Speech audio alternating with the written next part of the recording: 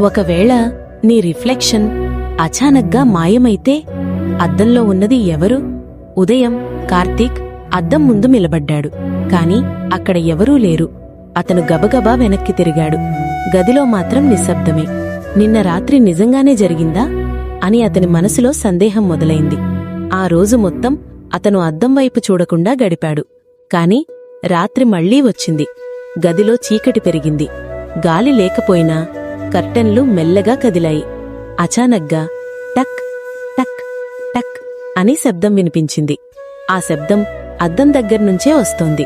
అద్దం మీద లోపల్నుంచి ఎవరో కొడుతున్నట్టుగా చేతిముద్రలు కనిపించాయి. అచానక్గా అద్దంలో మళ్లీ ఆ వాడు కనిపించాడు. ఈసారి భయంకరంగా నవ్వుతున్నాడు. నువ్వు నా స్థానం తీసుకున్నావు అని అతను నెమ్మదిగా అన్నాడు. అద్దం ఒక్కసారిగా నీళ్లలా మారింది. ఒక చెయ్యి బయటకు వచ్చి కార్తీక్ చేతిని పట్టుకుంది.